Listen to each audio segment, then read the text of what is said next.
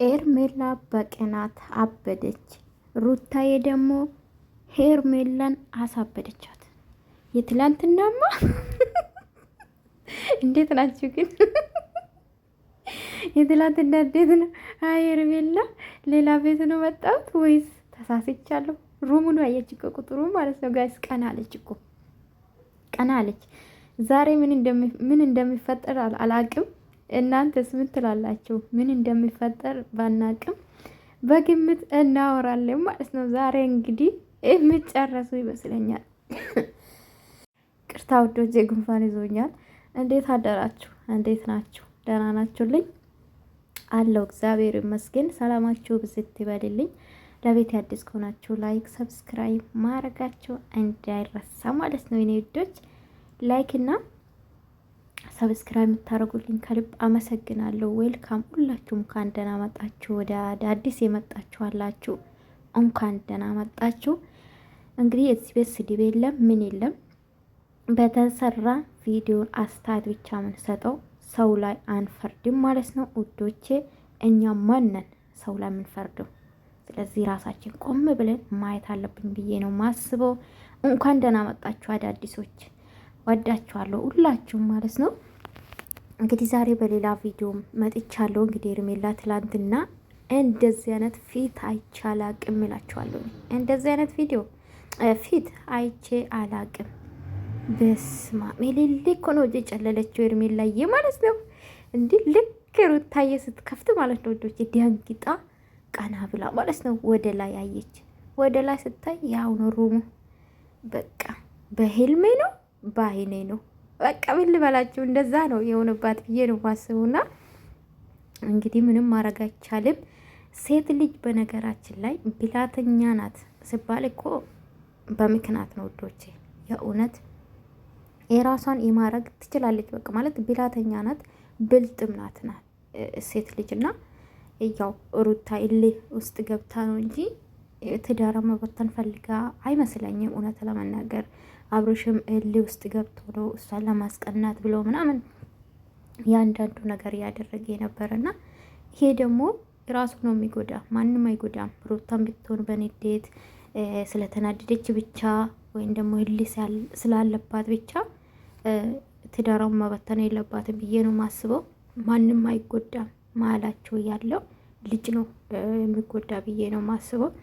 ሄርሜላ እንግዲህ ወደ ነበርሽበት መመለስ ግድ ይላል ማለት ነው ውዶች። ምንም ማድረግ አይቻልም። ግራ እኮ ነው ገባት ፊታ ነው ያትስቲ እንደዚህ አይቻት አላቅም ሩታማ ሄርሜላ ማለት ነው።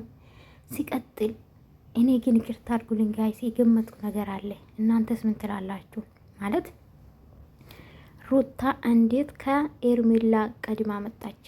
ወይን የአብርሽ ስልክ ጠልፋ ልክ ከሄርሜላ ጋር ተደዋውሎ ደብሮኛል ብሏት ሊሆን ይችላል። እሱ ሰምታ ቅድማ የመጣች ነው ይመስለኝ። ለምን ታውቃላችሁ?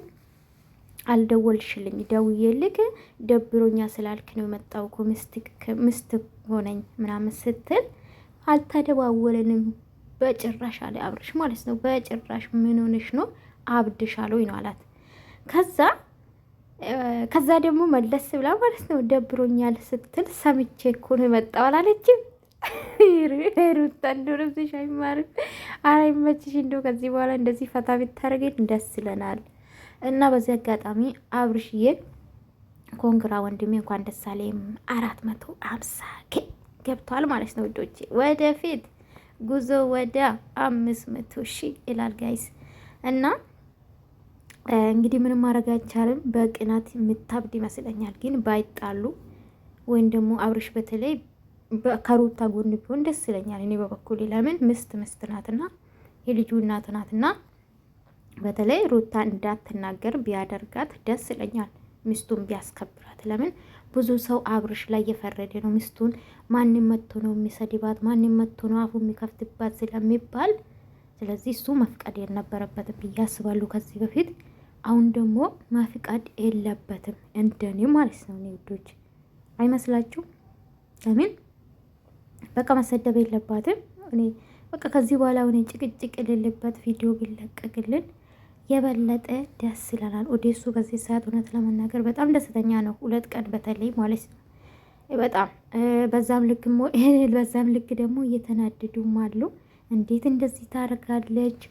እንዴት እንደዚህ ለብሳ ትሄዳለች? እንዲሁ እኮ እኛ አበሻ እኮ ስንባል እነሱ ፍቅር ሲሆኑ አንወድም፣ ስጣሉን የምትወዱ ይመስለኛል እኔ ሳስቡ ማለት ነው።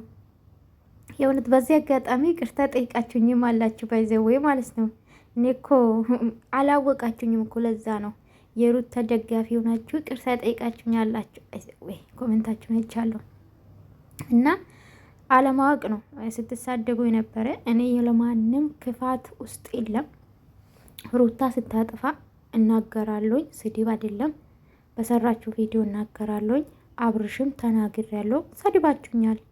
እሱም ደግሞ ብዙ አይደሉም፣ በጣም የሚረዱኛሉ። ደስ የሚለው 1-2 አይበልጡም። በብሎክም ለመጨረሻ የሸኘዋቸው ብዙ አሉ ማለት ነው ጋይስ።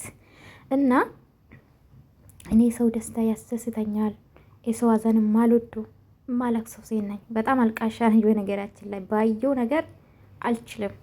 አስቡት፣ ትላንትና አይሚ እንኳን ስትወርቅ በጣም ነው አዘንኩት፣ በጣም ነው አለቀስኩት። እውነት ለመናገር ምን ልበላችሁ፣ አልወድም፣ በቃ አልችልም። አልቃሻ ነኝ ባይዘው በጣም ወደ ቤሰኛል። ወዳ ነው እምባ የሚያንቀኝና መለላችሁ ፈልጌ ነው። ቅርታ አድርጌላችኋለሁ። እኔ ውዶች ወዳችኋለሁኝ።